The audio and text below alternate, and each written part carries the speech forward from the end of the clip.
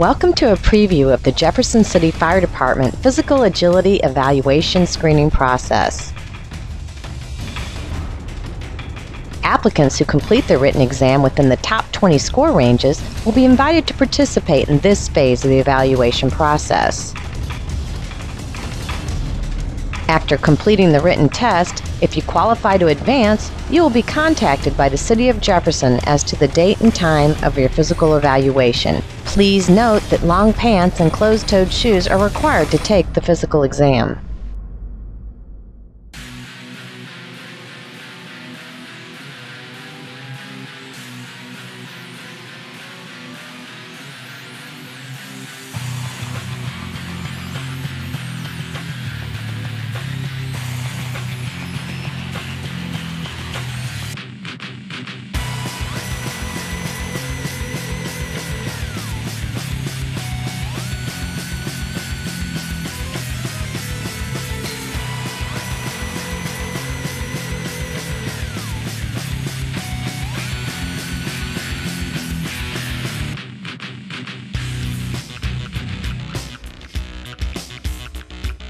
Upon arrival at the testing facility, you will be required to register at the check-in area, have a baseline set of vitals taken, and then be fitted with the fire helmet, coat, and gloves.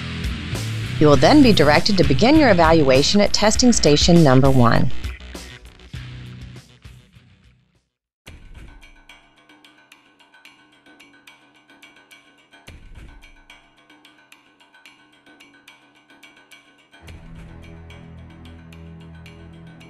Station 1 is the aerial climb. This is the first half of the non-timed event.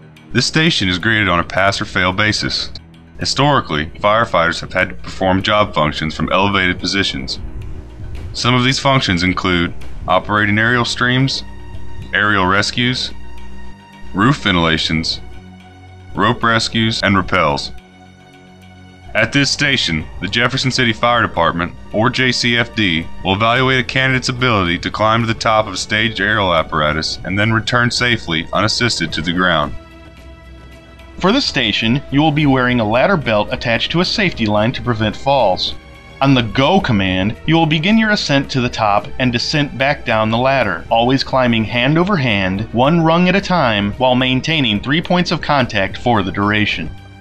A fear of heights won't fail you at this station, but refusing or being unable to complete the climb unassisted will. From here, it's on to Station 2.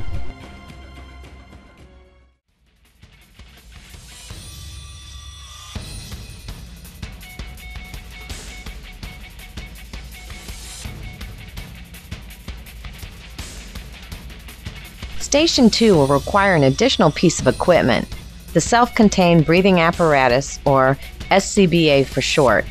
With the addition of the SCBA to the fire helmet, coat, and gloves, you will now be packing approximately 45 extra pounds of gear for the remainder of the events. Station 2 is the blind maze. This is the second half of the non-timed event. This station is graded on a pass or fail basis.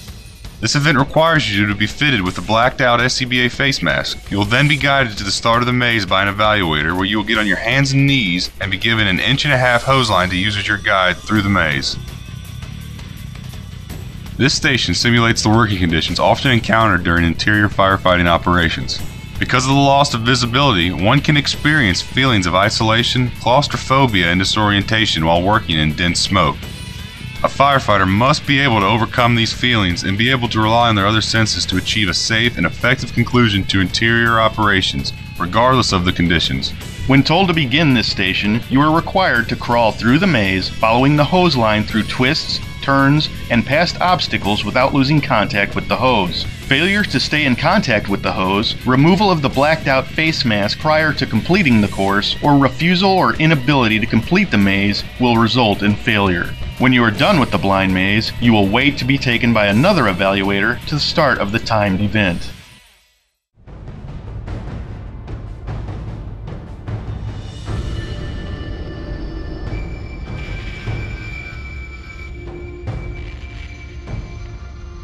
You will be limited to 10 minutes for successful completion of the next 7 stations.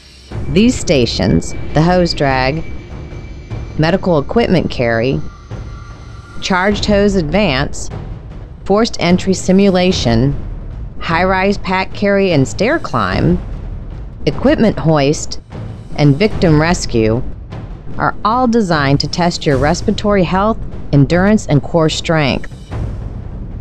This time portion of testing will be graded on a pass or fail basis, with your event completion time being recorded on your evaluation. To pass this event, you must complete all station objectives within the 10-minute time limit without jogging or running.